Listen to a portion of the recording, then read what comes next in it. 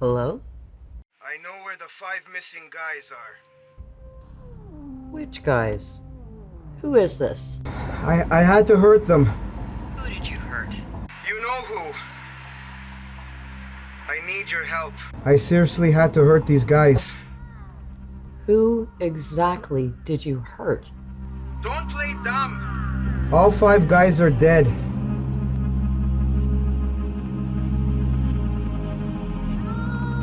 They're all dead? They're all dead.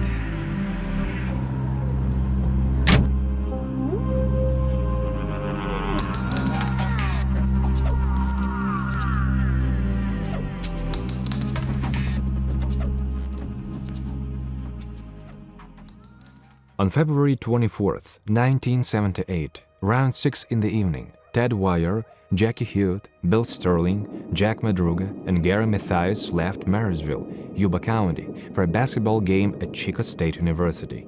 Yuba County is an area in California located 64 kilometers north of Sacramento.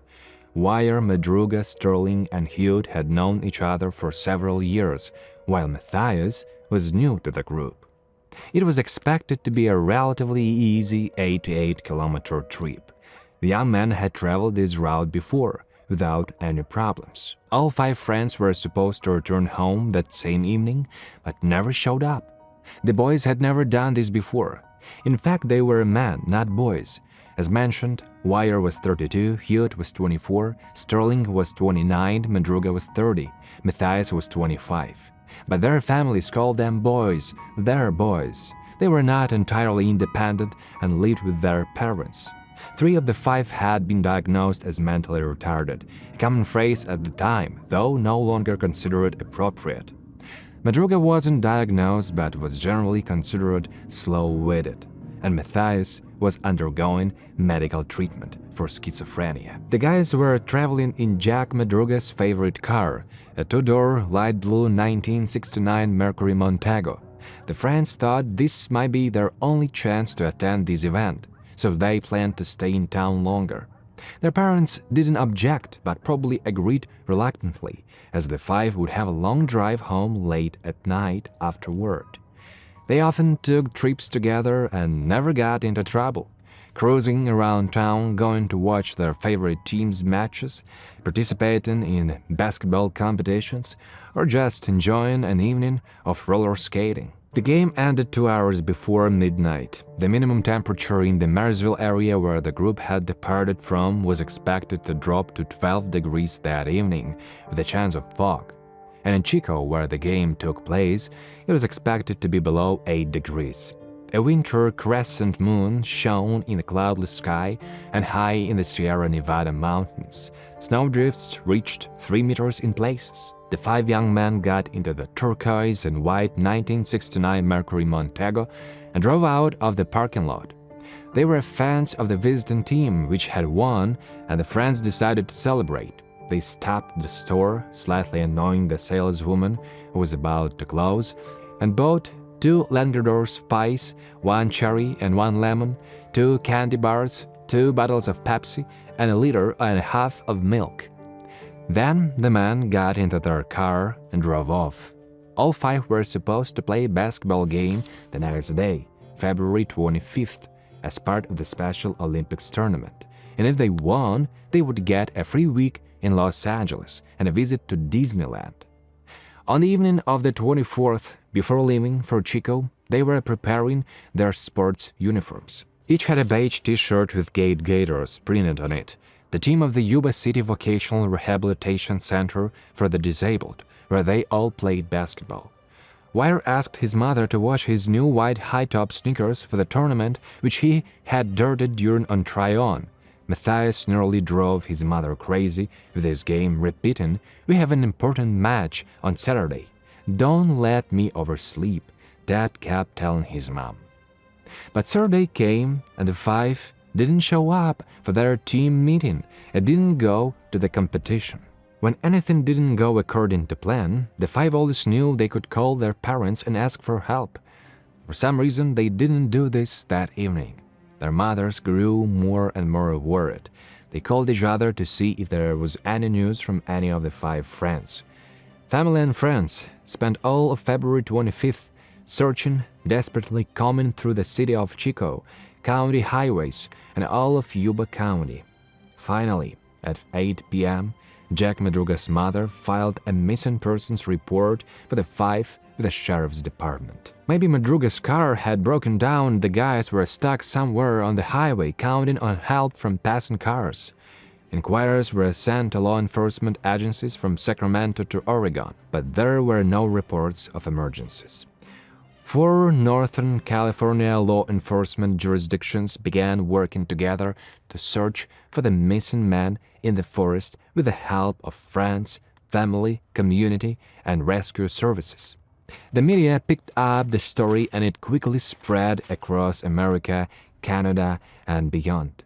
The world didn't yet know that what initially looked like a search for a group of missing adults would turn into an incredibly complex and exhausting investigation. There was no word about the car of the Five until 4 days later when Jack Madruga's abandoned car was found.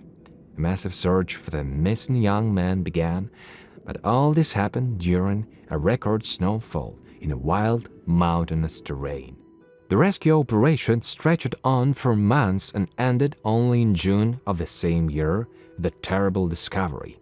But when the remains were found, their location would raise more questions than answers. Everyone familiar with the Five story will agree on how intriguing and incredibly sad this case is. For almost half a century, the mystical disappearance of Jackie Hewitt, Bill Sterling, Jack Madruga, Ted Wire, and Gary Mathias has hung like a dark cloud over their families and puzzled law enforcement.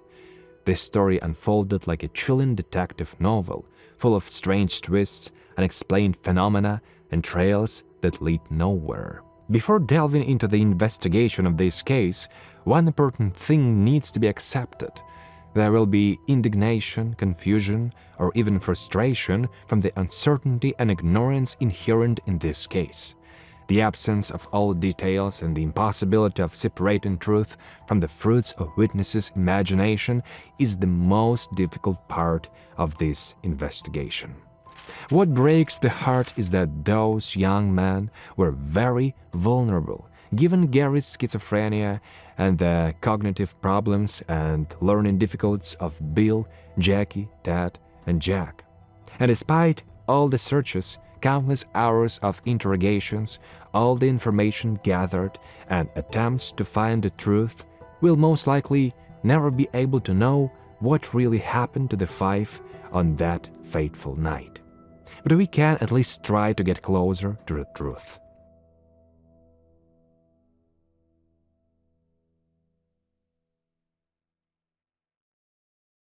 Theodore Earl Wire was born on May 26, 1946 to Robert and Imogen Wire in Prescott, Arizona. This is a small town with a population of about 6,000 people, located 160 kilometers north of Phoenix. Ted's parents got married 6 years before he was born. His mother was only 17 years old, and his father, according to some sources, was 47. Since the girl was so young, Imogen's mother signed the consent for marriage. Despite the age difference, the couple gave birth to and raised 5 children. The eldest, Dolores, then Dallas Sr., Ted, Perry, and Dorothy. The family knew from Ted's birth that something was wrong with him. The Yuba County Sheriff's Department file on Wire states that he was always considered very retarded. However, this was not the only problem Wire faced in childhood. When Ted was born, he was allegedly born without knee joints. His family preserved the story of the child's miraculous healing. When the boy was 2 years old, he was taken to Paradise, a small town a short drive north of Marysville, for a religious gathering where all those present prayed for him. Around 1948, Imogen was hanging diapers on the clothesline when God told her that her son would be able to walk in the spring. And when spring came, the revelation was fulfilled. Since then, Ted became an avid traveler and remained so until the very day he disappeared. And his mother remained devoted to the Lord until the end of her days. Ted Wire entered high school in Marysville and at times had to face bullying due to his peculiarities. Dallas and Perry Wire went to school with their brother and they had to protect Ted from bullies and keep him out of trouble. According to materials from the Yuba County Sheriff's Department, Ted Wire was not a violent person, but it took little provocation to make him angry. Even when he was little, his brothers and sisters knew that one song really irritated Ted, so they often hummed it to tease him. Ted Wire liked to lead an active lifestyle. It's known that he walked all over town, and his walks totaled several kilometers. He also had a beach bike with a basket in front. Ted rode his bike to the store to buy an 8-pack of soda, some cookies, or a Langendorf pie. The refrigerator always had to be filled with his favorite drink, Pepsi. Although Wire had a habit of walking long distances, his mother reported to the sheriff's department that her son was not good at navigating, especially at night. He was afraid of the dark and needed someone to be with him just in case. Even if Ted didn't understand where he was, his mother was sure he knew how to call home from a payphone. Well, unless it was a long-distance call. Sometimes Ted would call his mom and ask her to call him a taxi. According to Imogen, her son only knew his own phone number and the phone numbers of 1 or 2 women he liked. Although Wire attended high school in Marysville in the early 1960s, he didn't earn enough credits to graduate. Ted received his diploma by attending evening school. It's not clear exactly what developmental features hindered his studies, but according to his brother, Ted may have been autistic. Little was known about autism at the time, but Ted could remember many details, names and movie titles that would be difficult for an ordinary person to keep in mind. He could write and read as well as people his age, but understood little. Wire Sr. said that Ted was also talented in art. He could draw, write, and maintain a conversation. Driving was one of the areas of Wire's life where he had difficulties. Here's what Ted's nephew said about him. He drove a truck that transported tiles. I understood that he had removed the doors on the driver's side to make it easier for him to jump out if he lost control. Ted Wire made a living with odd jobs and spent his free time bowling, roller skating, cycling, walking, dancing, playing mini-golf, and participating in Special Olympics events, although he never understood why he was participating alongside people with disabilities. The Wire family recalls that he achieved success at the Special Olympics and was a gifted athlete. For a while, Ted worked as a janitor and clerk in a diner, but quit at the insistence of his family, who felt that Wire's slowness and causing problems. For a while, Ted worked as a janitor and clerk in a diner, but quit in the insistence of his family, who felt that Wire's slowness was causing problems. Then he got a job at the local Pacific Gas and Electric Company. Ted's job involved packing, winding, or repairing cables, so he had plenty of time to participate in Gateway projects in Yuba City. Gateway Projects was a non-profit organization that allowed people with disabilities and people living with his mental and psychological illnesses to develop their professional skills in their training centers. Ted Wire participated in Gateway Projects from about 1973 until his disappearance. Wire visited Jackie Hugh's home. Jackie was 8 years younger than Ted, but they were inseparable friends. They met in the early 1970s, and Ted eventually became Jackie's protector. Gary Mathias lived in the same area as the Wires, so they spent time together. Ted also befriended Bill Sterling and walked to his house, which was about 11 kilometers from his own. This took Wire, a great walking enthusiast, about 2 hours. Ted was also working on his personal life. At the time of these events, Wire was dating a girl. Maybe he met her at Gateway Projects, as there's a possibility that she also had a romantic connection with Jackie Hugh. Ted and she were planning a date sometime in February 1978, about 2 weeks before his disappearance. Her phone number was one of those that Wire knew by heart.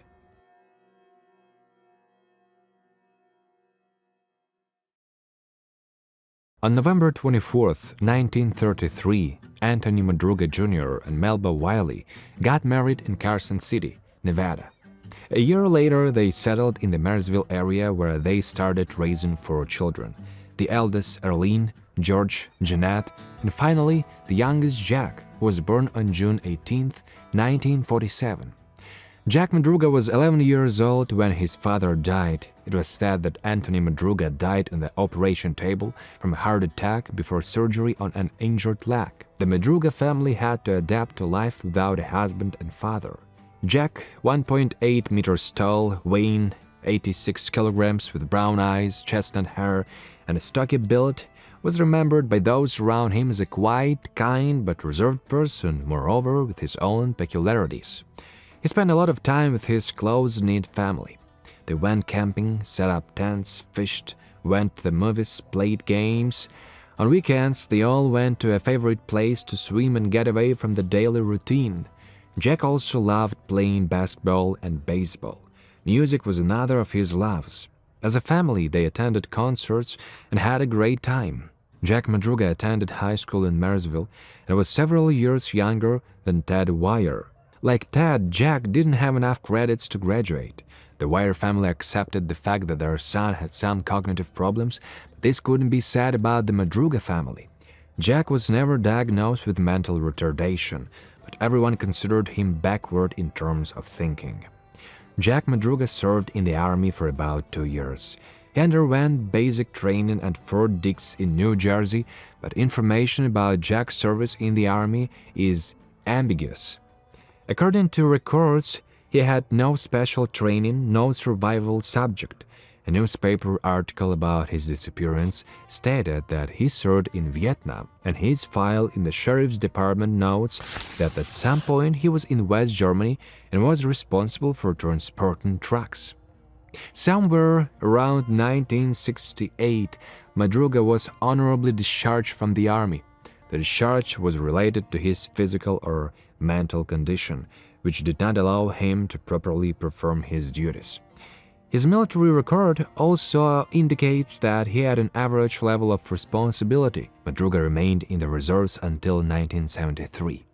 Jack earned money during his Army service and spent these funds on buying a personal car.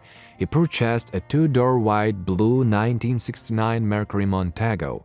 The car became his pride and joy.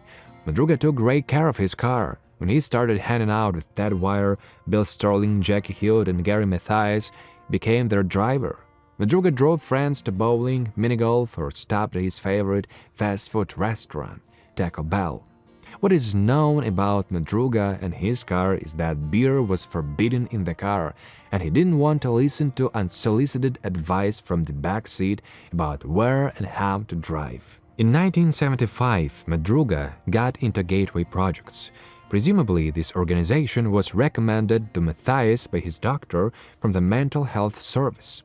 Jack Madruga was a patient of the same doctor. The doctor worked at Napa State Hospital and possibly knew Bill Sterling as well. During the investigation, Melba Madruga noted in the conversation with the police that her son, of course, was not a leader. He expressed his opinion only when asked to do so, but he could make reasonable judgments on his own and wouldn't do something just to follow the crowd. And her Jack always told his mother about his plans and called if he was late. William Lee Sterling was born in Marysville to Jim and Juanita Sterling on Tuesday, April 5, 1949, and was one of 4 children. He had a brother named David and twin sisters named Dina and Debbie. Bill was 178 centimeters tall, weighed 77 kilograms, had dark chestnut hair and blue eyes. Little is known about Sterling and his family in general, as they were the most private of the Yuba County Five. They certainly communicated with the press and law enforcement during the 1978 investigation, but after the discovery of their son's remains, they wished to stay away from the attention. Therefore, information about Bill Sterling's life is mainly known from the 1978 Yuba County Sheriff's Department report. It states that Bill spent some time in 2 psychiatric hospitals between the ages of 8 and 19. Juanita Sterling told the police that her son had problems with hyperactivity and that he posed a danger to others. Therefore, The Sterling family placed him in a treatment facility several times. Napa State Hospital, one of the oldest psychiatric institutions in California, had a reputation as a place where quite dangerous people suffering from mental illnesses were placed.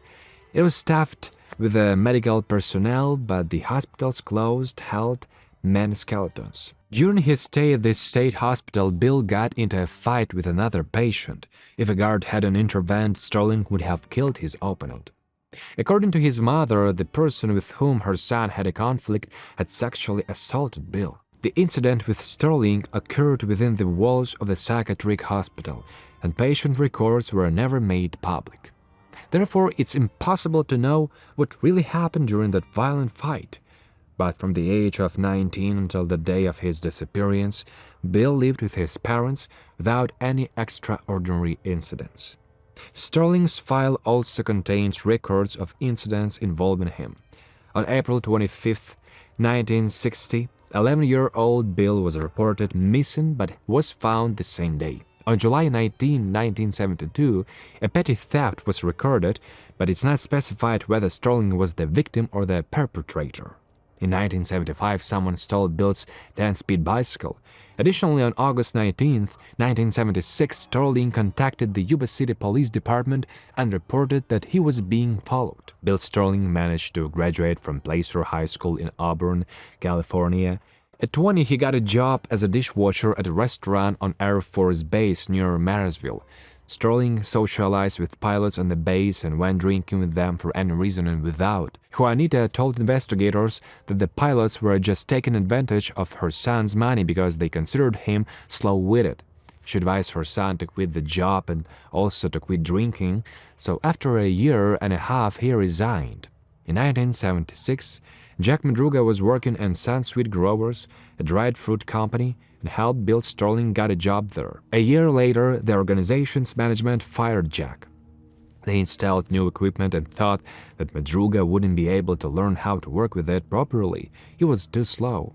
But by the time, Sterling and Madruga had become close friends. They spent time together watching TV and listening to music. They became friends just like Ted Wire and Jackie Hewitt. Sterling often went with Ted Wire, Jack Madruga, and Jackie Hewitt to play bowling or mini-golf. He also loved basketball. Bill, like Ted Wire, was an avid walker, and his mother told investigators that her son could easily cover 14 kilometers a day at a brisk walking pace. Sterling liked going to the library. Another of Bill's interests was religion. He spent hours reading literature, helping to bring Jesus to psychiatric hospital patients. He attended various churches in his area and possibly befriended Pastor Russell from Yuba City. According to Juanita, her son never worked at Gateway Projects, but was a member of their basketball team. Jack and Sarah Hewitt settled in Eureka, California. In the early 1950s, the U.S. was involved in the Korean conflict, so Jack Sr. was drafted into the Army. He was initially sent to Korea, but was demobilized in 1953, possibly because Jackie Charles Hewitt Jr. was born in March. In the first years of Jackie Hewitt's life, his father wasn't around as he was serving in West Germany. When his father returned, Jackie screamed at the sight of him. The couple decided to take their son to a doctor to better understand his condition. The doctor told the parents that Jackie was mentally retarded. Jack and Sarah accepted the diagnosis and decided to raise their son the same way as their other children. Jackie did everything and participated in everything, from hunting, fishing, and camping to sports competitions.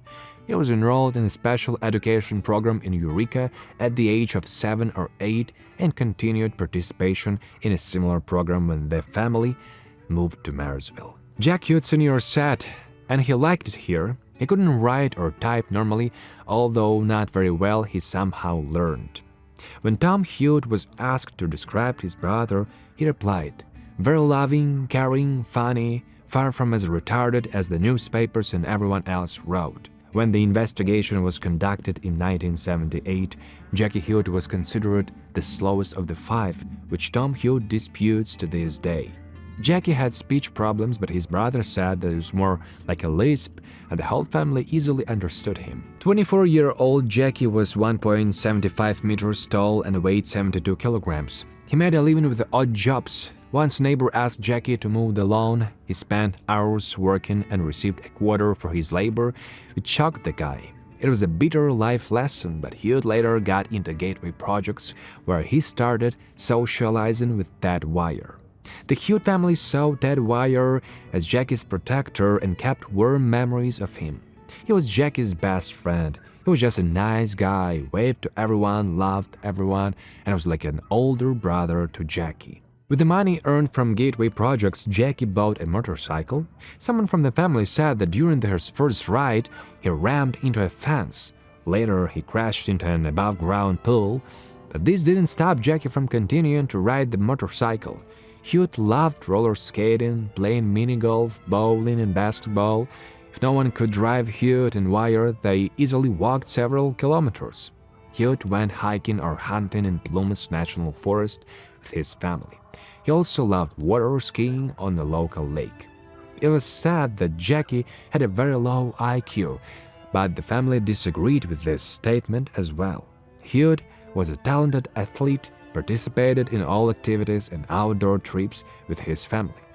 Nevertheless, everyone noticed that he wasn't like everyone else. Jackie didn't like using the phone because he didn't quite understand how it worked.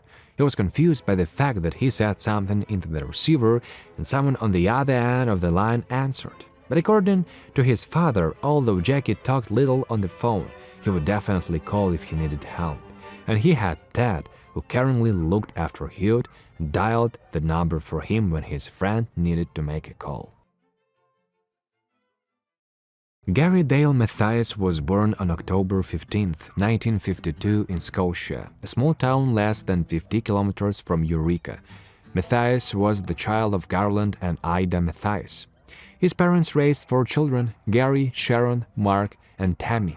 The Mathias family soon moved north to Eureka. Their disagreements began between Gary's parents. On August 1, 1956, Ida left town with 3-year-old Gary, 2-year-old Sharon, and 5-month-old Mark without telling her husband where she was going. He contacted the police asking to find his wife and children. Ida and the kids were found at relatives in Bakersfield, California. Maybe she needed a break or she wanted to start a new life. But there was definitely tension in Gary's parents' relationship. Gary liked Superman. Once he jumped off the roof of his great-grandmother's house and sprained both his legs. As a result, Mathias wore a cast for a whole year. However, this wasn't the only scary jump Gary made in his youth. Once he jumped out of a moving car and fell onto the road, resulting in another hospital visit. The head injury led to the boy's eyesight deteriorating significantly, and he was forced to wear strong glasses. When Gary Mathias was attending Marysville High School, he was the lead singer of a rock and roll band called The Fifth Shade. They performed covers of popular music of the time, for example, the Rolling Stones. The band won a Battle of the Bands contest in 1969, but later broke up. Gary Mathias was also an athlete at Marysville High School. He went bowling, played football, roller skated, and enjoyed winter sports.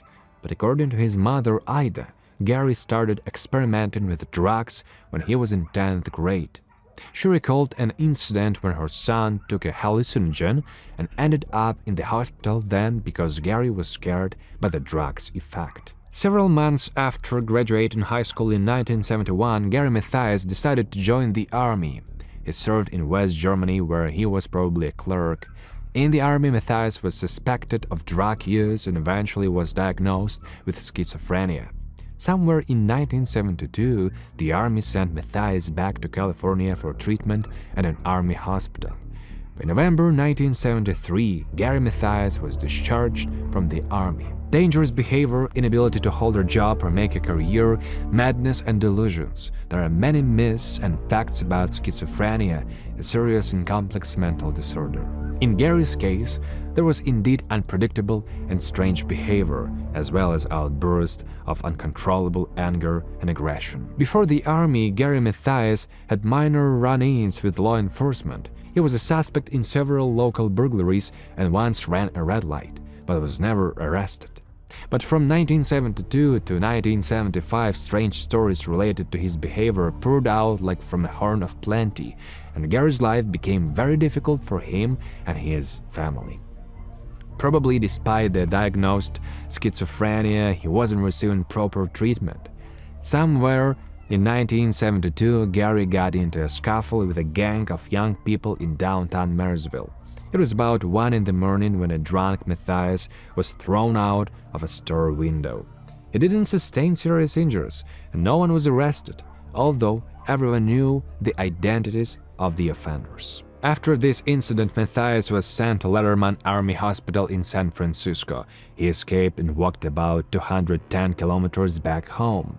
By that time, the Mathias family was living in Oliverhurst, the same area as the Wire family.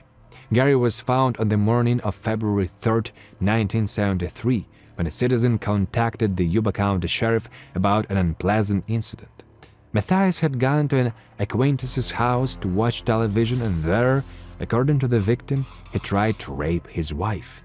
Mathias was put in jail, where about 8 days later a new incident occurred.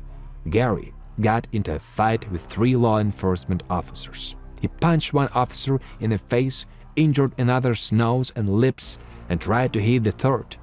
When Mathias was asked why he did it, he replied, "I don't like fucking cops, that's all."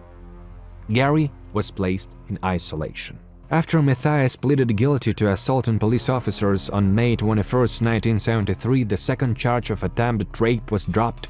Gary accepted a plea bargain that resulted in him being sentenced to 6 months in Yuba County Jail. It was December 1973 when Mathias attempted to rob a woman with a 3-year-old child whom he threatened to kill. In the summer of 1974, he was arrested for driving without a license, driving at night without lights, and disturbing the peace. There was also an unclear case when 22-year-old Gary broke into someone's house at night while the owners were in the bedroom. Of course, they called the police. The only explanation Mathias could give for his actions was that voices in his head told him to go there, but he didn't want to harm anyone. Gary Mathias knew the family whose house he broke into. He was probably in love with the girl who lived there. On May 26, 1975, the caretaker of the local Sierra View Cemetery in Oliverhurst called the police. His former classmate was lying on the sacred ground where the deceased rested, smoking a cigarette. It was Gary Mathias. Gary calmly told the caretaker that he wanted to break into one of the graves because there was a storage of Bibles there. Mathias wasn't charged with anything at that time. But literally, the next day, 3 men, one of whom was Gary, tried to steal a car parked at a local psychiatry clinic. Mathias took the blame and was charged with grand theft. Somehow Gary got into Gateway Projects. Presumably, this organization was recommended to Mathias by his doctor from the Mental Health Service. Jack Madruga was a patient of the same doctor. The doctor worked at Napa State Hospital and possibly knew Bill Sterling as well. But even getting into Gateway turned out to be difficult for Gary. One of the organization's employees threw a fit when Mathias was hired there. The employee claimed that Mathias couldn't participate in the program because of his schizophrenia, but at the time, this didn't convince the directors. Gateway Projects was created to help others and had a positive impact on the lives of Ted Wire, Jack Madruga, Bill Sterling, Jackie Hewitt, and Gary Mathias. But by the time the 5 friends appeared at the center, Gateway's history was already peppered with incidents of crime and murder.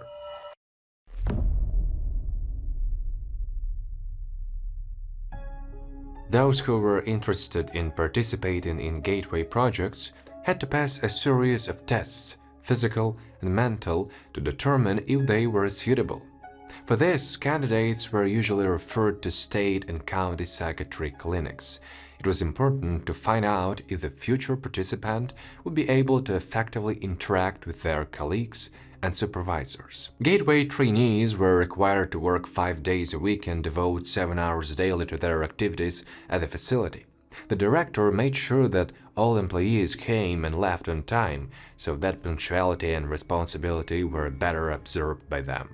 For those who got into Gateway, classes in personal hygiene and social adaptation were also conducted. By October 1973, Gateway had a new director named Donald Garrett. He was described in a Time magazine article as a jolly bearded man weighing a cheerful 130 kilograms. He had previously worked as a director of the Center for Opportunities and had 12 years of experience as a social worker. Garrett had first-hand knowledge of how to communicate with people with disabilities and those struggling with addiction. At the time when the new director was hired, Gateway was developing training programs for the disabled, mentally retarded, drug addicts, and alcoholics. Gateway's annual budget was $250,000, and the company expanded to several new facilities in the Yuba City area. Gateway had existed for more than 4 years and provided resources and services for those community members who needed a chance. But in February 1975, good intentions led to terrible consequences. Early in the morning of February 18, 1975, a fire damaged the Gateway facility on Franklin Avenue in Yuba City. The fire started in a storage room, and experts determined that the flames had been raging for more than an hour before someone called for the fire department. Some things were certainly preserved, and the building wasn't completely damaged. But considering the loss of equipment, Gateway suffered damage of more than $100,000. After this incident, the situation only escalated. A Molotov cocktail was thrown at the Gateway facility on Colusa Avenue, and another facility received information about a bomb threat. Director Garrett publicly begged the person responsible for the attacks to try to get psychiatric help. Around 8:30 p.m. on April 6, 1975, Donald Garrett's body was found in his apartment. He was lying face down. Garrett had burned in a so-called pull-in fire. At the time, he was living in the Sugar House apartments in Yuba City, near the police and fire departments. Garrett was 43 years old, recently divorced, and had 2 children. The day before, Gateway employees had thrown him a birthday party. Officers from the Yuba City Police Department, Fire Department, and Coroner's Office arrived at the scene. 60% of the victim's body had severe burns. Investigators tried to determine if it was murder or suicide. One of Garrett's neighbors reported seeing a flash of light in his apartment shortly before the body was discovered. The room smelled of flammable liquid, and a rag was found at the top of the stairs near the apartment. If it was murder, answers were needed. Investigators knew that Garrett was going through a divorce, and there were rumors of a love triangle with a female employee from Gateway. Supposedly, Garrett's lover had a jealous friend, but there was a theory that there was a connection between Garrett's death and the arsons.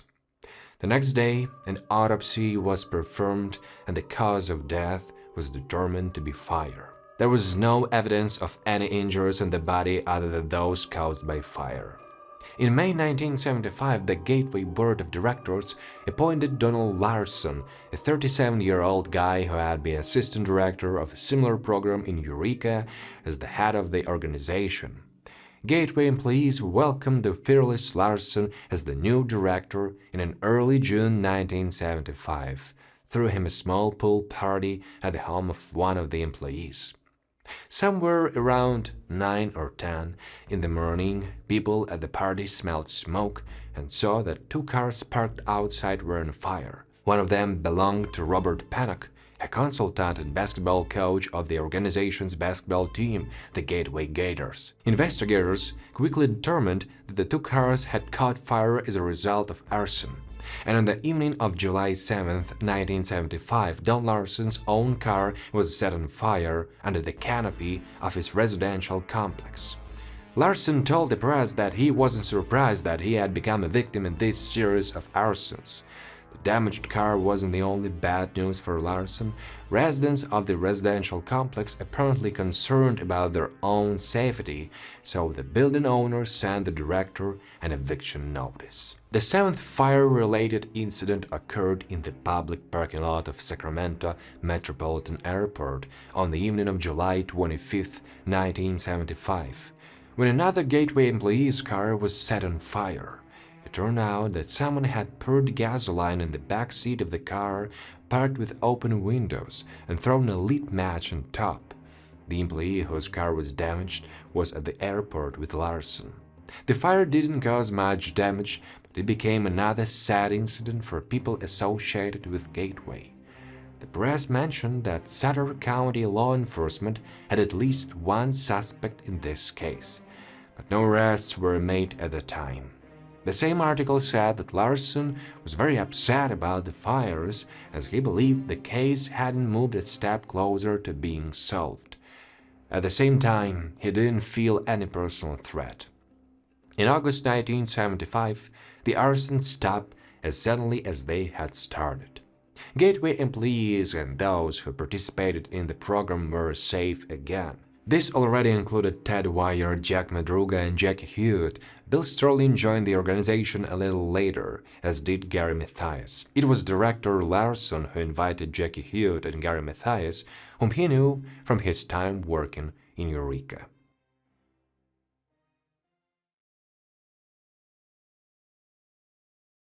The five friends became members of the men's basketball team Gateway Gators. As a team, they now spend a lot of time together. The coach of the Gateway Gators team was Robert Panak, a Gateway employee whose car, as you remember, was set on fire during a pool party in 1975. On Saturday, February 25, 1978, the Gateway Gators were supposed to participate in a Special Olympic Championship near Sacramento. The Sacramento Valley Madura basketball tournament was to be a big event, and the five really wanted to take part. Ted Wire kept a personal diary. His last entry, made no later than Friday, February 24, 1978, reads, "Our basketball tournament on Saturday, February 25, 9:30, at Sierra College in Sacramento. Gateway Gators." The Friday game for California State University, Chico, might have served as a spark of inspiration and motivation for the Five's own tournament planned for Saturday morning. According to an article by Cynthia Gurney for the Washington Post on July 6, 1978, the winning team of the Sacramento Valley Mother-Lode Special Olympics basketball tournament would receive a week-long trip to Los Angeles, including a visit to Disneyland. According to Gurney, Gary Mathias kept telling his mother, "We have a big game on Saturday, don't let me oversleep." The excitement about the tournament also gripped Ted Wire, who bought a pair of new white sneakers but dirtied them while trying them on. He asked his mother, Imogen, to clean them up before the game. On Thursday, Jack Madruga drove Bill Sterling, Ted Wire, and Jackie Hewitt to Sacramento for basketball practice. Jack Hewitt Sr. remembered instructing Jackie before leaving not to go to all those X-rated movies in Sacramento, and no drinking, no smoking, no girls. On Thursday, his son Jackie came home around 10 p.m. Hewitt Sr. considered the upcoming trip to the basketball game safe. On Friday morning, February 24, 1978, Melba Madruga saw her son Jack alive for the last time.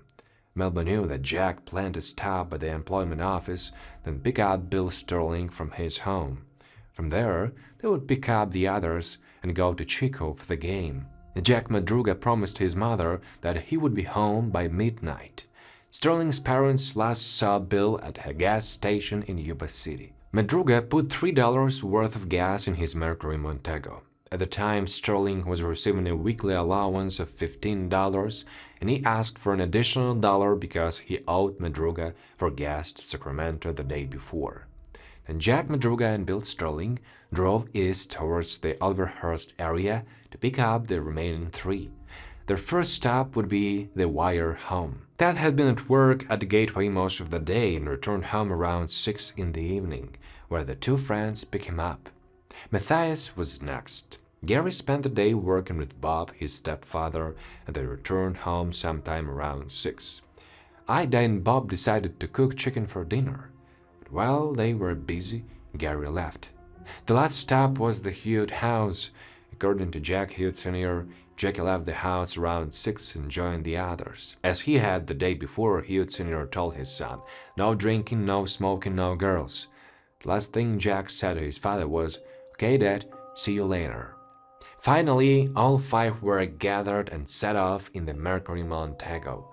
The 5 could drive to Chico on one of 2 highways running parallel from Marysville, Yuba City. Both highways converged north of the town of Oroville, which is 25 minutes south of Chico. If they left around 6 p.m., they would have arrived in Chico at the beginning of 8. The game ended somewhere around 10 p.m., and the guys decided it was time to celebrate. They headed to Behar's Market. It was Mary Davis's shift. Later, she remembered how the young man entered the store during closing time. She recognized Hewitt from the photo because he stood out the most, standing motionless in some department of the store with his mouth open while the others walked around and chose snacks. Davis couldn't remember the number of people in the company, but she thought it strange that men their age were buying an abnormal amount of junk food. Paid for pies, candy, bars, soda, milk, and left. The group got into Madruga's car and left Chico on Highway 99. There were 2 options to return home. If they had continued on Highway 99, they would have gone straight back to Yuba City and returned home safe and sound. At some point, Madruga's car ended up in Oroville, and then he drove on the Oroville-Quincy Highway northeast towards Plumas National Forest. It was the wrong direction, opposite from home. The 5 guys headed straight into the foothills of the Sierra Nevada, where they would face elevation and snow drifts. Madruga drove into a dirt road near a place called Rogers Cove Camp. Law enforcement didn't believe that Madruga drove his car to this place by mistake. It took them about an hour and 15 minutes to get from Chico to the Cove Camp area. One couldn't make this trip accidentally, not noticing how the smooth highway under the car's wheels turned into an unpaved track. Then Wire, Madruga, Sterling, Hewitt, and Mathias got out of the car. They weren't alone on the road. The parents of the 5 tried to find out why their sons hadn't returned home from the game. Imogen Wire woke up early on the morning of February 25, 1978 in horror because she realized Ted still wasn't home. Her fears intensified after a phone call from Juanita Sterling, who told Imogen that Bill hadn't returned home either. Imogen turned to her sister-in-law, Nelda Wire, for help. The Gateway Gators members and their coach Robert Pennock were supposed to meet that morning at 8 a.m. at the Montgomery Ward department store in downtown Marysville. From there, they planned to board a bus to Rocklin for the tournament at Sierra College. Imogen Wire sent Nelda downtown to see if all 5 had, for some reason, not returned home, but were waiting in town for their coach and other players. But when Nelda arrived at Montgomery Ward, the bus that was supposed to take the team to the tournament was already gone. Meanwhile, Jack and Sarah Hewitt were worried about Jackie. He had never left home for the night, and Sarah, who was very close to her oldest child, was literally going crazy with worry. Family members of the missing gathered and drove along the highway from Marysville and Yuba City to Chico in search of the 5. Maybe Madruga's Montego had broken down, but they found neither the car nor the 5. Melba Madruga tried to report the 5 missing to the police early on the morning of February 25th, but she was told to wait 24 hours before filing a report. After all the missing were over 18 years old. Report number 78534 was filed on February 25, 1978, when Melba called the Yuba County Sheriff's Department again at 8 p.m. 5 adult men with disabilities were missing, and their families hadn't seen them since 6 p.m. on Friday. The authorities had descriptions of these men, as well as information that they were all in a 2-door 1969 Mercury Montego, white and blue in color. The car's license plate was California XQG831. The Yuba County Sheriff's Department spent February 27th and 28th, 1978 interviewing the families of the missing and gathering as much information as possible. Melba Madruga told investigators that all 5 men communicated well with each other and with their families. They might have had $10 to $15 each on them. The missing had their established habits. Wire had to be in bed in a certain time, and Madruga was always set on driving from point A to point B and didn't tolerate anyone in the backseat suggesting other routes. Some of the 5 were afraid of the dark, and all without exception avoided cold and snow. Gateway told the families that their sons were present at the tournament that day, but Robert Paddock himself, the basketball coach of the Gateway Gators team, didn't call the sheriff's department about the missing man and made no attempts to contact the families. After Melba Madruga reported the 5 missing, the Yuba County Sheriff's Department organized a search operation. They forwarded the information to neighboring Placer County and Sutter County, as well as to the highway patrol in Chico and Sacramento. The story quickly attracted media attention, but the Appeal Democrat newspaper was the first.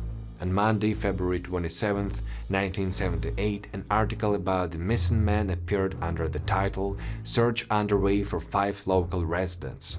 The article stated that the missing 5 had been seen since Friday, but there was another contradictory fact.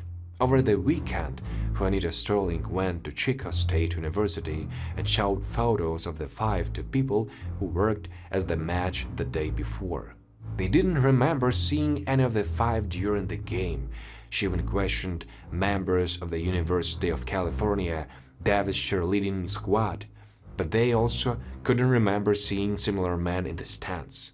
So the newspaper stated that the police found no evidence of the car or the 5 people at the game.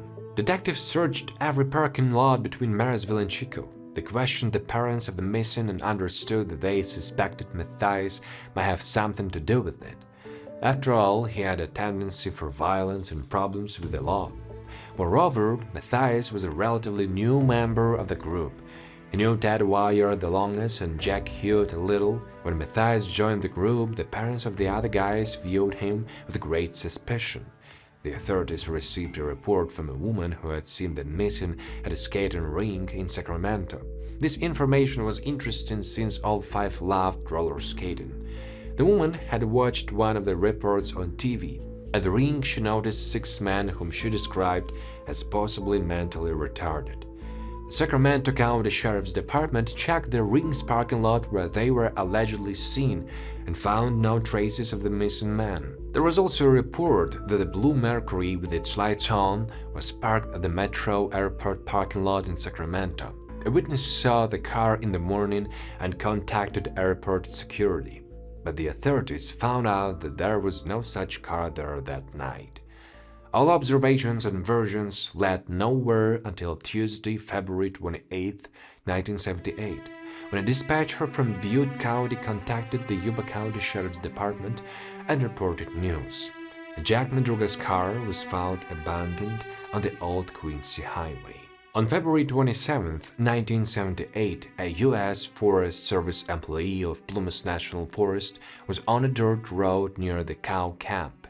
And then he saw a Mercury Montego in the middle of the road. The car seemed to have been stuck in the snow for a couple of days. First, the forester didn't attach much importance to this discovery, but on Tuesday evening he reported his find to the authorities. To get there, you need to take Highway 70, which Madruga possibly chose as his route on the night of the disappearance. He had to pass the town of Oroville, cross the bridge at the lake, and drive on winding roads into the darkness of the forest. The Montego got stuck in the middle of the road about 90 meters from where the road had to be blocked due to the snow. The discovery of the car was an important breakthrough in the case. On the evening of February 28th, law enforcement officers drove to Plumas National Forest to inspect Madruga's Montego. The car was on a deserted and rutted mountain road. It had stopped at the snowfall line, and in fact, the tires had spun, but the car wasn't stuck. The 5 men could easily have pulled it out. The gas tank was a quarter full. The keys were missing, but when the police hot-wired the car, the engine immediately started working. Both seats were covered with wrappers from food bought at Becher's market. Everything had been eaten except for a marathon bar, which was only half eaten. Madruga's car was towed by the police to a car service in Archival for analysis. Its inspection was conducted on March 2nd. Duplicate car keys were made, but the glove compartment was opened with a screwdriver. There were maps of Sacramento, Stockton, and San Francisco inside. Also in the glove compartment was an address book with the names of several people, including Bill Sterling and Jackie Hewitt, and car documents. The back seats were removed and given to bloodhounds to sniff. On the front seat lay a map of California along with a sports newspaper. The map had X marks in different places and handwritten notes. The police wanted to know more about who made the notes and marks.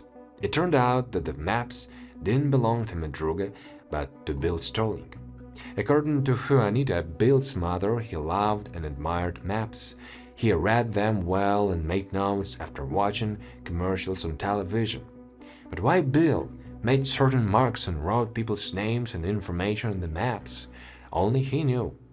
The maps shed no light on the mystery of the Five's disappearance. On the driver's side sun visor were stains that looked like blood, but upon careful analysis it turned out that it wasn't blood at all. The police's litmus strips showed a false positive result. It turned out that the stains on the visor were a sauce from a fast food restaurant. The bottom of the car was undamaged. This heavy American car with a low-hanging muffler and presumably with 5 adult men inside drove along a winding mountain road, apparently in complete darkness, without a single dent or bump. Investigators concluded that the driver either showed remarkable caution and accuracy, or he knew the road well enough to anticipate every pothole. According to the family, only Madruga drove in this car and didn't let anyone else behind the wheel. But Madruga, who didn't like hiking and hated the cold, didn't know this road, and as far as anyone could tell, none of the guys in the car knew it either. Once, about 8 years ago, Bill Sterling went fishing with his father to a nearby cabin, but he didn't like it there, and when the Sterlings went there again, Bill stayed home. 3 years before this, Wire had gone deer hunting with friends in the Feather River area, but that was quite far to the west of where the car was found, and his family said he wasn't thrilled and probably wouldn't want to return to that forest. Except for Matthias, who sometimes stayed overnight with friends, all the missing guys were homebodies and led lives so orderly and predictable that no one could understand what or who could have led them to this deserted road in the mountains. Investigators were developing a theory about whether these 5 could have picked up a hitchhiker on their way home from Chico. After all, he could have had led them to the road in Plumas. And then a person appeared who claimed to have seen the 5 leave their car. Most likely, he was the last to see them alive. Joseph Jones was 55 years old, wore glasses, and had a big mustache. And Joe lived near the borders of Plumas National Forest, about 22 kilometers south of where the Mercury Montego was abandoned. Jones told the police that on February 24th, he was driving his Volkswagen Beetle on the road where the Montego was later found, sometime after 5:30 p.m. He was checking the snow level because he wanted to bring his wife and daughter to Bucks Lake for the weekend. His car gets stuck in the snow, and when Jones was trying to free his car, he had a heart attack. The police visited the man in the hospital. Doctors confirmed that Jones had indeed suffered a mild heart attack, and he told investigators his story in detail. According to Joseph Jones, near Rogers Cow Camp, his car went downhill because it lost traction with the road and got stuck in the snow. This happened between 6 and 6:30 p.m. After 30 minutes of trying to move the car, he pushed it 3.5 meters and then felt incredibly bad. Jones experienced terrible chest pains, started vomiting, and was sweating profusely. Joe returned to the car, turned on the ignition, and tried to warm up. Jones was lying in the car, night fell, and then he heard something like whistling sounds, as if someone was calling a dog. Additionally, a flashlight shone into his car, but the windows were foggy and he couldn't see who was outside. Then Jones slightly lowered the window in his car.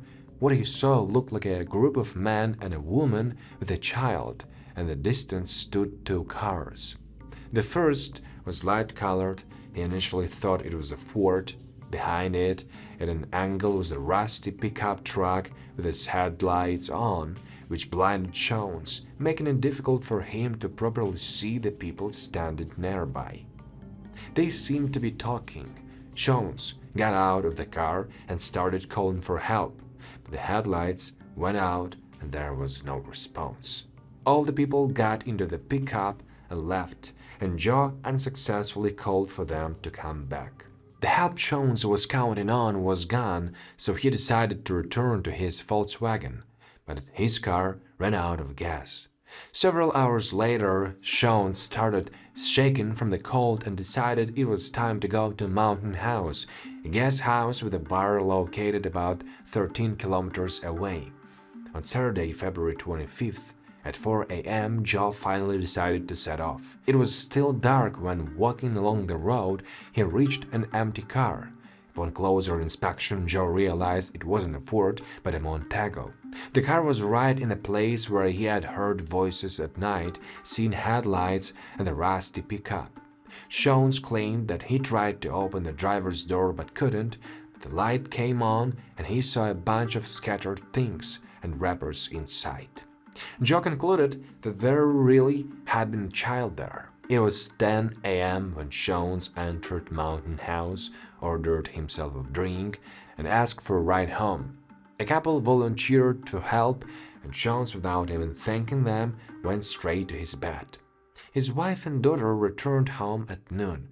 They went to look for the car, and at 6 p.m. the same day, Joseph Jones was admitted to the Orville Medical Center. The fact that law enforcement had a witness named Joseph Harold Jones was both good and bad news. The Yuba County Sheriff's Department began to inquire about this man, and it turned out that he was well known for his drunkenness and dishonesty. The story about Jones' car getting stuck in the snow and him having a heart attack wasn't new to Tom McGarry, Jones' cousin. This guy always had a heart attack. He has angina or something like that, and it was always an excuse to make people help him.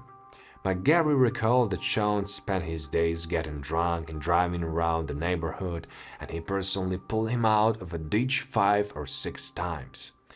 It's unclear whether Jones really saw the 5 guys, and if there really was a woman and a child with them, or if he just imagined the whole encounter in a state of pain-induced stupor. The detective interviewing Jones noted several strange moments in his behavior. Joe would walk around his hospital bed, describing details and sometimes sit on the edge of the bed, but when Jones was asked what exactly he saw in the snowdrift, he would take a defensive position and say, "I have a feeling you guys think I know something about these dudes." Joe stated that he was in emotional distress during the first few days in the hospital. Could this reaction have been provoked by the events of late Friday and early Saturday? The Yuba County Sheriff's Department and the families now had the location of the car. They also had witness Jones, who could hardly be called a witness. He seemed more interested in the fact that he had suffered a heart attack and someone didn't respond to his pleas for help.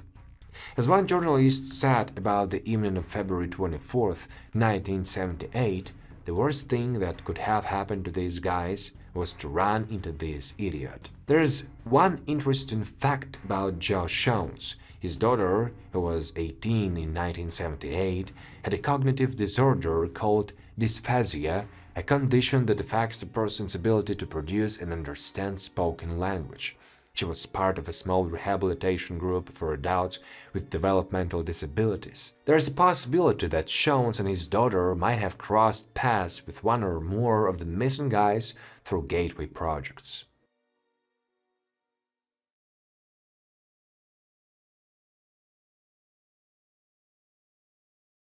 The Yuba County Sheriff's Department tried to find the truth in Jones' story and simultaneously undertook a major search and rescue operation in Plumas National Forest. One newspaper article said that the place where the man disappeared was the harshest area in California. The five disappeared on February 24th, and the car was discovered on the 28th of the same month. So, time had been lost. After all, the life of a person caught in the cold in such weather without shelter is counted in hours. From February 24th to March 1st, there were days when the weather improved and the five could have tried to walk along the road in search of help. But people don't always act logically, especially those with such peculiarities as the missing guys. Another witness came forward who told investigators that he had seen the five at the California State University Chico game. Bill Lee was the executive editor of the Chico Enterprise Record. According to Lee, there weren't that many people at the game. He saw the California State University fan section, and not far from the section were Wire, Madruga, Sterling, Hewitt, and Matthias. Lee noticed these five because they were more restrained in their applause but still enjoying the game. Ted Wire stood out to him the most because Lee recognized his photo in the newspaper when the disappearance story came out. Lee said the game ended around 9:50 p.m. and he remembers seeing the five at that time. Meanwhile, the search in Plumas National Forest continued. By March 1st, newspapers reported that rescuers had combed the area with a diameter of 8 kilometers from Madruga's car, including investigating cabins that were in the search zone. On the front page of the Appeal Democrat on March 2, 1978, there was a photo of Sheriff Jim Grant standing on the road where the five guys disappeared. Below was a photo of Madruga's Mercury Montego car.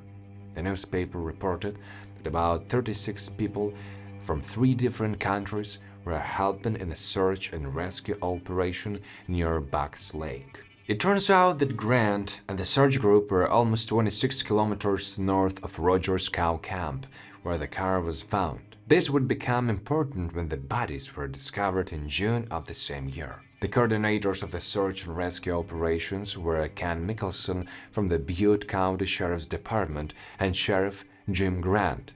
An ambulance was called from Oroville in case the missing man needed any medical assistance.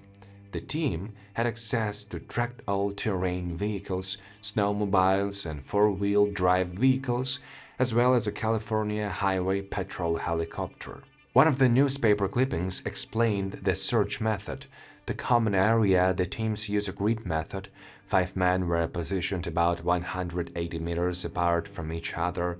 Their goal was to reach a certain point. Walking shoulder to shoulder, they took small steps to not miss anything. Near Madruga's car, tracks were discovered, apparently left by a group of people. The problem was that the tracks were on melted snow, so it was difficult for investigators to determine if they were going from or towards the car. But if we assume that the tracks were going from the Montego, then they led to an area in the west known as French Creek Canyon. The area had a number of streams. The Butte County Deputy Sheriff called this place the worst place to get into. But there were several cabins in that area. The search participants' teams knew about them. Everyone hoped that the 5 had managed to find one of the cabins and warm up. Those who participated in the search and rescue operation were associated with Butte County and reported to Ken Mickelson. At the time, he was 49 years old and had 17 years of experience. According to Mickelson, the search and rescue group included workers, doctors, farmers. They donated their time and resources. Search and rescue workers set up camp in the search area. Mickelson was worried because the area they were searching was rock covered with brush. According to the search group leader, if they, meaning the missing guys, fell, they could be 6 meters away and no one would see them. If they hit, there's a good chance they'll be okay. The search areas weren't described in detail on the map. A search dog team from El Dorado County, located near Sacramento, helped with the rescue work. Some volunteers searched the area on horseback. However, the weather made the task incredibly difficult. Heavy rain hit the region. The California Highway Patrol helicopter had to stop air searches as the rain turned to hail at altitude. When the helicopter resumed flight, it flew about 130 square kilometers. This information was included in the newspaper clipping from the case files. For the article, journalists interviewed some of the men in the helicopter. They said they could only stay in the air for 15 minutes, after which they had to land for refueling. Another problem was that the temperature dropped below zero at night and was high during the day, causing fog to rise above the ground. This made visibility from the helicopter difficult. By February 1978, the area had received between 56 and 66 centimeters of seasonal precipitation, which was above average. By March 1978, the state of California reported $20 million in damage from heavy rains and landslides in Monterey County. Southern and Central California were declared federal disaster areas. The search and rescue group in Butte County faced snow, rain, fog, and sleet, which hindered their progress. A blizzard in early March led to one search group getting stuck in Plumas. 3 people from the rescue team were hospitalized around March 10 due to a heart attack, exhaustion, and pneumonia. Fortunately, the man fully recovered. At the same time, the Yuba County Sheriff's Department clarified the situation with the missing man was in no way related to the fires at Gateway Projects in 1975. The newspaper reporters, of course, had already established a connection between these incidents, but Sheriff Jim Grant called it nonsense. The Yuba City Police had investigated the death of the burned Donald Garrett, but the case had reached a dead end.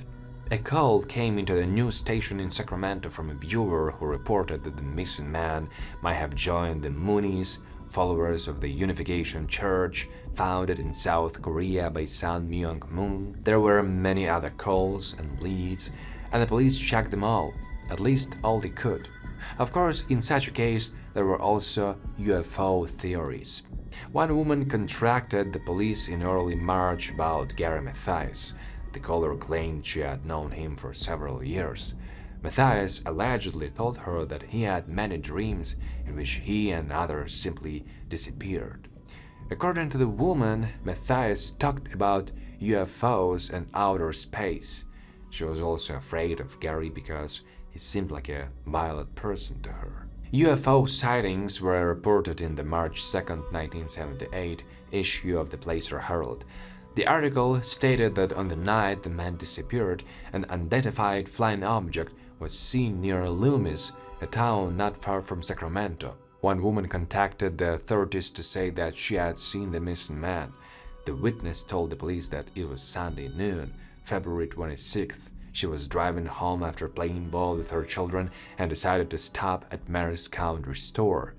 She parked next to what she described as a red 1953 or 1954 Chevrolet pickup truck, in which there were 2 men. One was sitting behind the wheel and the other in the passenger seat. According to the witness, they both looked retarded. Then she noticed 2 more people in the phone booth near the store. One was talking on the phone and seemed to be in charge of the situation, while the other stood nearby and was clearly nervous. She wasn't sure, but it seemed there was also a woman there. Then the witness went into their store and noticed a 5th person in one of the aisles. The best description she could give was, "This man might have been wearing glasses." She took her purchases, left the store, and again noticed the four. She remembered that all five looked dirty, and the person who might have been Wire was wearing a red and a black plaid flannel shirt. During the interrogation at the Yuba County Sheriff's Department, the witness was shown photos of the missing man. She was able to identify Wire, Madura, Sterling, and Hughes as the guys she saw near the store on February 26th. But the woman admitted that she had already seen their photos on television. 5 days after the interrogation at the sheriff's department, the witness called and said she had seen the five on Saturday, February 25th, not the 26th, as she originally thought.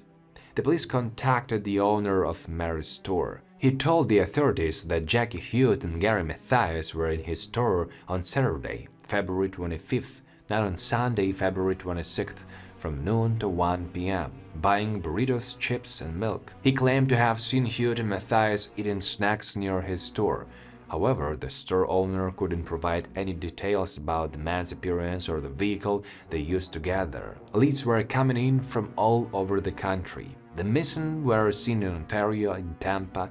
The five were seen in a movie theater in Sacramento, accompanied by an elderly man. False sightings in Joseph Shawn's story were giving law enforcement a headache. But if the police and families thought the craziest part was behind them, they were deeply mistaken.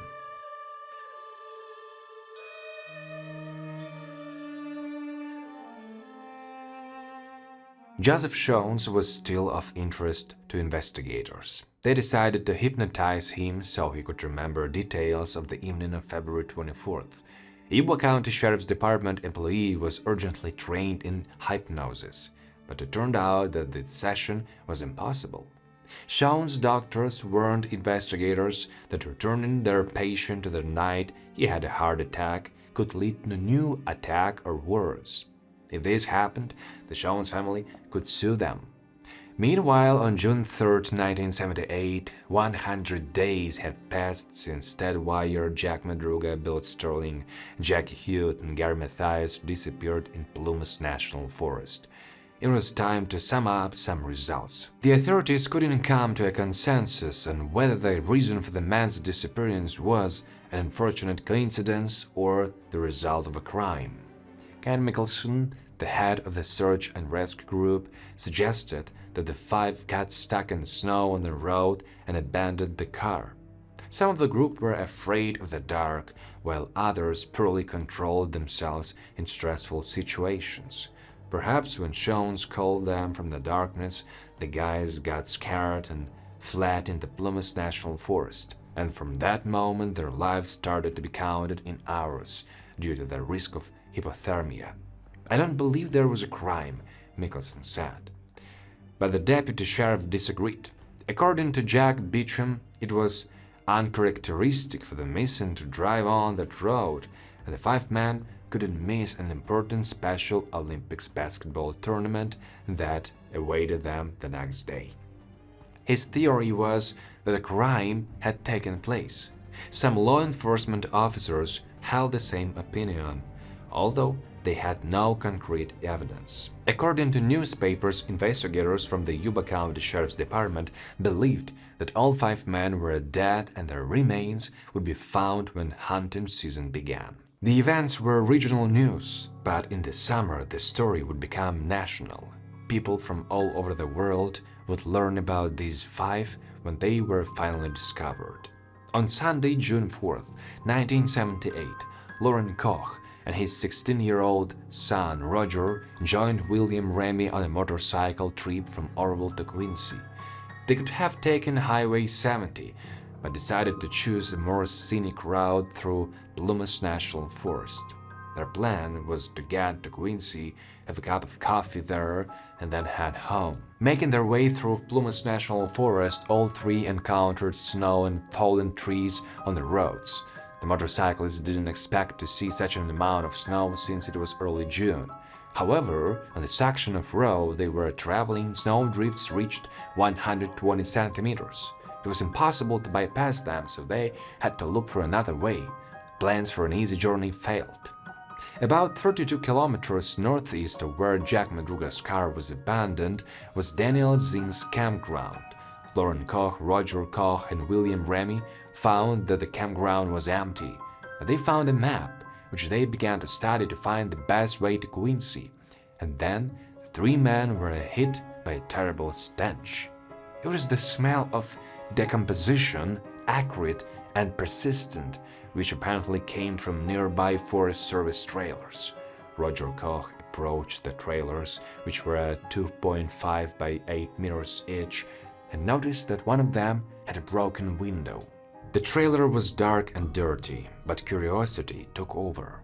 Roger looked inside. He noticed bunk beds, some trash, and a body. He was lying on the bottom bunk, but I could literally reach him through the window, Koch said later. It took him a few moments to realize the situation. Roger Koch was shocked. Remy, thinking Roger was joking about the corpse, went to look, but there really was a body on the bottom bunk, and it was badly decomposed. The dead man was wrapped in a sheet up to his neck. All three went to Danny's restaurant and called the Butte County Sheriff's Office around 10 o'clock the same evening. The police were skeptical of their statement, but eventually the department sent someone to the scene. Daniel Zing's campground was not in Butte County, but in neighboring Plumas County. It took law enforcement several hours to reach the site due to large trees blocking the road, but they confirmed that the body found was not a joke. Plumas County authorities contacted the Yuba County Sheriff's Department, and they promised to send people to the scene the next day. On June 5, 1978, officers from the Yuba, Butte, and Plumas County Sheriff's Departments entered the trailer to examine the remains of the deceased man. Lance Ayers was one of the investigators in the trailer. At first glance, he didn't recognize this person. Investigators counted that 8 sheets were lying on the deceased and decided to leave them to examine the body. And then Ayers realized that this man was Ted Wire, because he was dressed in the same clothes as when he disappeared. What initially caught Ayers' attention was the significant weight loss, as well as the fact that the deceased had a thick beard and his hair was tangled and unkempt. When he disappeared, Wire was clean-shaven. Ted's pants were rolled up to his knees and his hands were lying on his chest. They noticed that both of Wire's feet were severely frostbitten. He had lost 3 toes on his right foot and 2 on his left. He seemed to have had a gangrenous infection. Investigators found documents on the table next to the bed where the body was. There was also a ring with the name Ted engraved on it, as well as a necklace and a wristwatch. The items were packed to be shown later to the Wire family for identity confirmation. The items matched the description of those Ted Wire was wearing when he disappeared. All except for the watch. It didn't belong to Wire, and later it turned out that it didn't belong to any of the 5 missing men at all. It was a gold Waltham watch with missing its crystal. The guys who lived with their parents definitely didn't have the opportunity to acquire it. In the 70s, only a wealthy person could afford such a luxury. You'd say it's a significant piece of evidence, but no one could find any additional information, or simply didn't want to look. Law enforcement officers inspected the trailer for evidence and found a broken window on the north side. It was damaged from the outside. Wire probably broke the window and climbed into the trailer. More than a dozen cans from the shed outside were opened and emptied. These cans were military rations that could be eaten, heated, or straight from the containers. Some contained pork and beans, ham and beans, and others fruits or desserts. One can was opened with a P-38 military can opener, which probably only Madura and Maas, who served in the army, knew how to use. Others were opened with a church key-style can opener. This is a flat key with a flat bottle opener for beer bottles on one end and a pointed one for cans on the other side. On the floor next to the bed where Ted Wire died, there were several more cans of food. Jack Beecham was also there on the day Wire was found. The remains were not skeletonized, but Ted looked very thin. It seemed as if he had just lain there and was dying of exhaustion. Wire's frostbitten feet obtrusively stuck out in front of Beecham like the lids of opened cans. The deputy sheriff was puzzled that someone was eating food while Wires seemed to be starving to death. No one lit a fire, although matches, paperback books, and wooden furniture that could easily burn were lying around. In fact, all that needed to be done was to turn on the gas and the trailer would have been warm. But no one touched the propane tank in another shed outside. In the trailer where Wire was found, there were several burners. They were filled with fuel for cooking, but could also provide warmth. The burners were not used. The only thing that was lit in the trailer was a candle. It turns out that after abandoning the car, Wire, dressed in a thin velour shirt and light green pants and just shoes, walked or ran 30 kilometers through snow drifts up to 2 meters high to reach the trailer where he lived for an uncertain amount of time before dying of hunger surrounded by food. Were Jack Madruga, Bill Sterling, Jackie Hewitt, or Gary Mathias in the trailer with Ted Wire? The corpse had no shoes on. The leather suede shoes Wire was wearing when he disappeared were never found. But there were tennis shoes that Gary Mathias was wearing when he disappeared. They were identified by his parents. This suggests that Gary was the last to see Ted alive, and it was he who wrapped him up. Perhaps Mathias left in Wire's shoes. Food cans, various pieces of paper, and several pieces of cardboard were handed over by investigators to the Sacramento laboratory to check for fingerprints. Wire's body was taken to Quincy, the administrative center of Plumas County, for autopsy. Forest Service employees also inspected other trailers and found no evidence that anything had been stolen or moved. There were so many untouched freeze-dried Mexican dinners, fruit cocktails, and other various dishes that it would have been enough for all 5 for a year. A white sheet and a white sock were found 9 meters from the trailer. Another find was made almost a kilometer northeast of the trailers. Near the road lay 3 woolen blankets and a flashlight that was slightly rusted. It was impossible to say how long they had been lying there.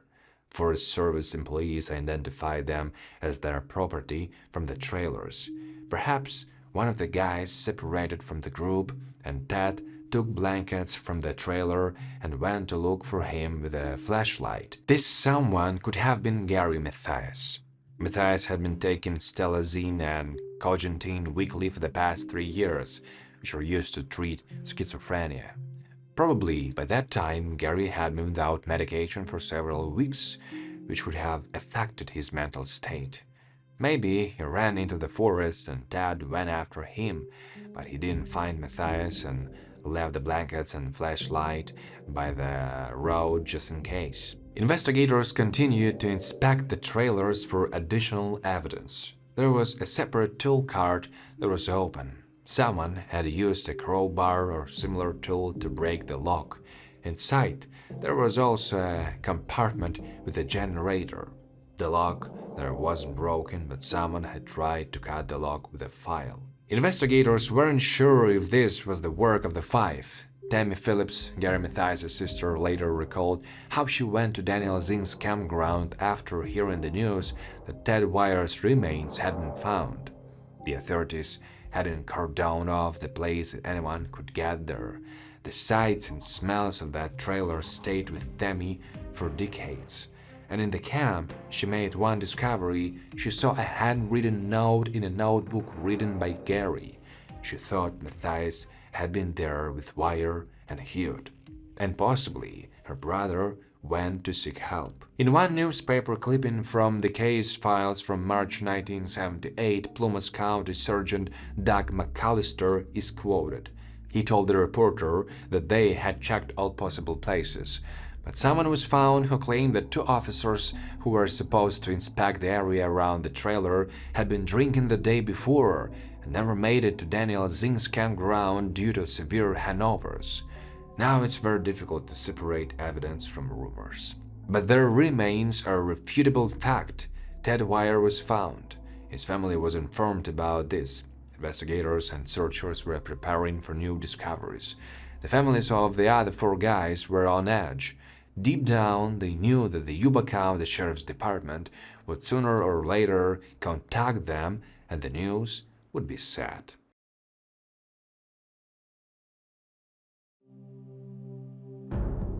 It was 10 a.m. on June 5, 1978, when the remains of Jack Madruga and Bill Sterling were discovered in the Granite Basin area about 5 kilometers down the road from the trailers in Daniel Zing's camp. A group of approximately 40 people was searching this area after the discovery of Ted Wyer's body, and some of the searchers apparently followed the trail from the trailer to the blankets and further until they found the bodies of 2 men. Madruga was found near a stream. He was lying face up, clutching a watch with his right hand. The remains were significantly decomposed and damaged by animals. Jack was identified by the clothes he was wearing on the night of his disappearance, as well as by some personal items. He had the keys to his Mercury Montego with him. Sterling was found across the road on an embankment. Animals had scattered his remains over an area of 4 square meters. He was also identified by the clothes he was wearing on the night of his disappearance, as well as by some personal items including his wallet. Inside were photos of his sisters Dina and Debbie, as well as his social security card. It seems these 2 died from hypothermia. The remains of both men were sent to Quincy for autopsy. In a photo in the June 7, 1978 issue of a Sacramento Bee, Jim Sterling, Bill Sterling's father, sits on the side of the road in Plumas National Forest after the discovery of his son's remains. He seems utterly inconsolable, and next to him sits his friend, supporting Jim. Bill Sterling's sister told the press that, in her opinion, if law enforcement had searched this area earlier, they would have found Ted alive, and maybe not just him.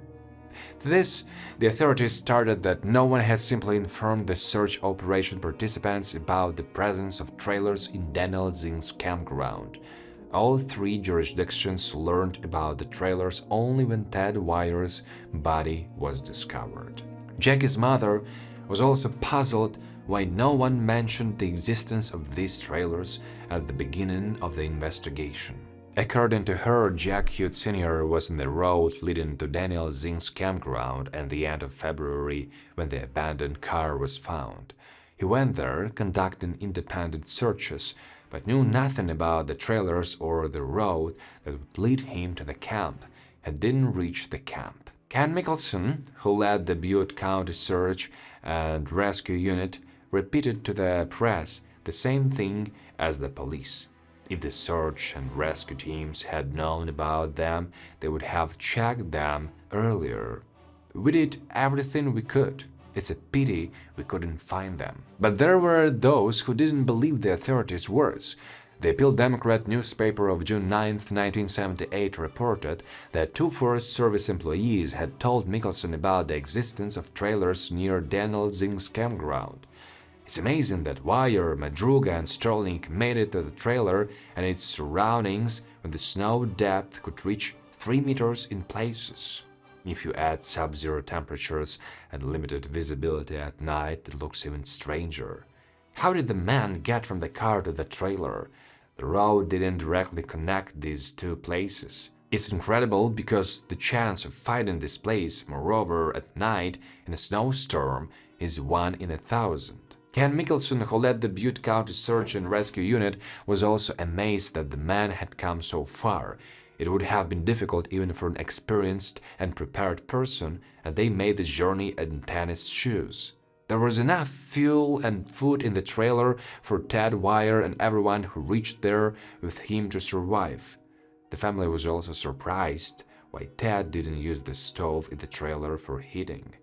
After all, he knew how to do it. Maybe he was too scared or confused. Meanwhile, Jackie Hughes and Gary Mathias were still listed as missing. Jack Hughes Sr. searched for his son's remains in the area of Daniel Zing's campground after news of Wyer's body discovery. The police advised him not to go there, but calls to stay home were of course ignored because Hughes wasn't going to sit idly by and wait. Hewitt Sr. went to Plumas to search for Jackie at every opportunity. At that time, he was working at a local plumbing company, and they advised him to take time off to search for his son. The company even continued to pay him a salary while Hewitt was absent from work. Hewitt Sr. had several tense encounters with law enforcement officers and search groups. The fact was that the police objected to Hewitt carrying a gun during the searches. But the man also had grievances against law enforcement. Once he was driving his truck and saw members of the search group at a campfire where they were having a small party with beer. Hewitt couldn't believe his eyes that people were having fun while his son might be suffering somewhere and waiting for help. He was terribly upset and angry. On June 6th, Hewitt Sr. took a break and was eating a sandwich by a stream. He heard some noise that caught his attention. A guy was walking by and beating one of his dogs. He had 4 or 5 of them. The man explained to Hewitt Sr. that the dog had grabbed a deer bone and didn't want to let it go. Hewitt returned to his meal. He couldn't have imagined that the dog was holding his son's bone in its teeth, not a deer's. The next day, he returned to the same area to continue the search. 400 meters from the trailers, Hewitt Sr. discovered Jackie's remains. "I was the first to notice them," he would later say. "When I saw that very bone, I naturally examined it to understand if it was a deer bone or a human one. Anyone could determine that it was a shin bone from the thigh down because the joint head was still in place, and then 6 meters from there, I found his pants with the wallet inside." Hewitt Sr. also found the jacket Jackie disappeared in. He picked it up from the ground and a spine fell out of the jacket. Jackie's remains were scattered over an area northwest of the trailers. Rescuers continued to search for body parts and eventually discovered the skull about 90 meters from the site of the first find. Reporters had been wandering in that area since investigators announced the discovery of wire. One journalist encountered Hewitt Sr. after he found Jackie's remains. Hewitt knew that the reporter would be taking photos and worried that because of the journalist, his wife Sarah would learn about their firstborn's death on television. So Hewitt called his wife to tell her the news himself. The day had been damn hard and he decided to smoke a cigarette, the first in several years after he quit smoking. He smoked 2 packs. It would take another 10 years before Jack Hewitt Sr. finally quit this harmful habit. When he returned home around 5:30 p.m., he found that Sarah was unconscious. All attempts to bring her to consciousness were in vain. Hewitt had a feeling that his wife had taken something, and then he found her note. Sarah wrote that she couldn't bear it. The discovery of their son's remains shocked Sarah so much that she attempted suicide.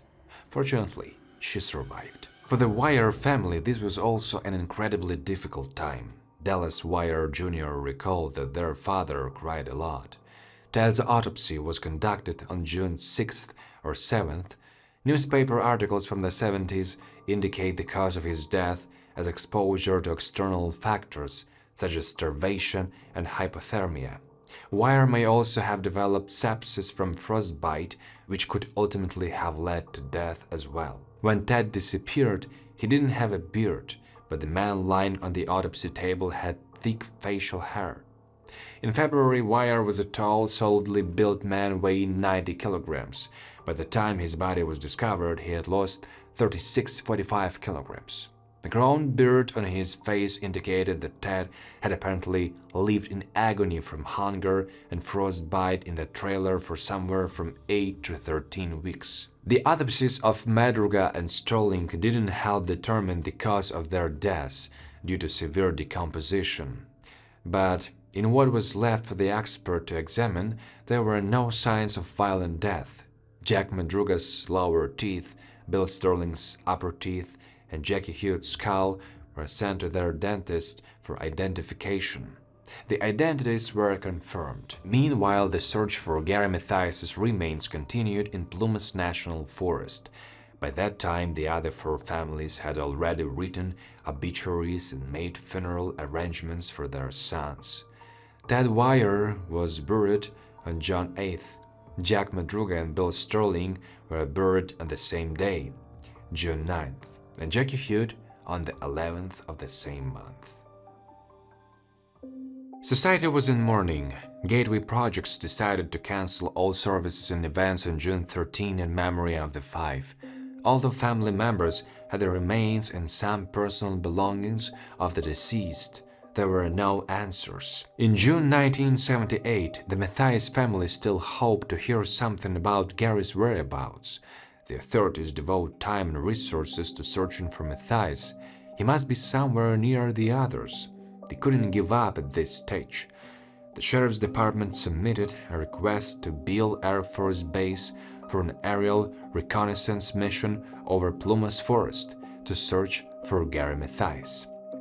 But the application was rejected on the grounds that aerial reconnaissance would not be able to detect a body or any human remains from the air.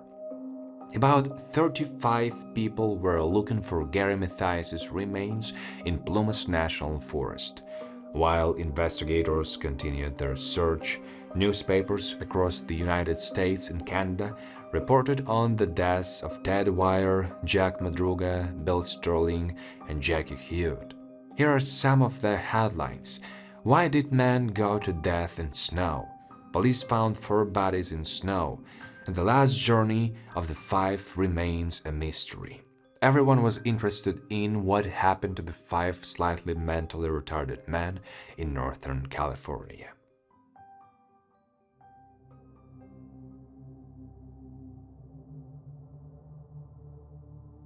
One newspaper interviewed Deputy Sheriff Jack Beecham. Beecham said that, in his opinion, Gary Mathias wanted to visit friends in Forbstown where hippie communes were growing marijuana but got lost. People in Forbstown who knew Mathias hadn't seen him in ages, and what's the point of visiting friends at night before a big basketball game? Madruga was driving, not Mathias, and he was known for driving where he himself thought necessary. Wire was a man who went to bed at a certain time, so he would hardly have agreed to such a trip. Maybe they just felt in high spirits and wanted to go for a ride, said Ken Mickelson. He also thought that the 5 accidentally chose the wrong direction. It turns out that homebodies suddenly became frivolous night revelers, went on a Hunter S. Thompson-style journey, and got lost. A very superficial theory for such professionals as the deputy sheriff and the search and rescue team coordinator. On June 19th, the Los Angeles Times published an article titled "The Mystery of the 5 Missing Men in the Sierra Gets More Puzzling." It featured an interview with Melba Madruga, who claimed that something's not right here. Madruga said they, meaning the investigators, want to say that the guys got stuck, went out like idiots, and froze to death. When investigators found the car, one window was partially lowered, and Melba told reporters that her son would never leave his car without closing the window. Jack Madruga took meticulous care of his car. He also cherished it and avoided driving on bad roads to prevent damage to the vehicle. The families experienced bitterness, confusion, and anger. They composed a letter and sent it to the Oroville Mercury Register. The address, titled "Reminder of Tragedy," was published in the Letters from Readers section on February 26, 1979. The families wanted to know if anyone had pursued the 5 to Plumas, and if so, why. They asked who was in the pickup truck that Jones allegedly saw that night. In addition, they wanted to know why the trailer where Ted Wire was found wasn't searched in March.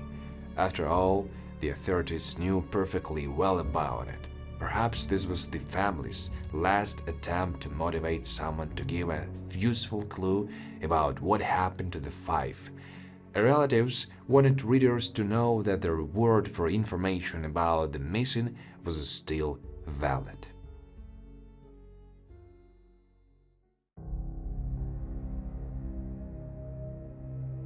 On March 28, 1979, west of Forbstown and south of Lake Oroville, a resident's dog brought something during a forest walk that greatly interested it and scared its owner.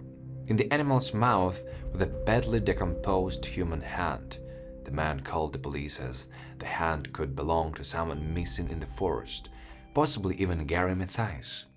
The Butte County Search and Rescue Team began investigating this area, and more leg, arm, and spine bones were discovered. Authorities quickly ruled out the possibility that it was Mathias's hand. A few days later, an anthropologist from Chico State University determined that the bones belonged to a primate, not a human. The authorities provided no explanation for what a primate was doing in the forest.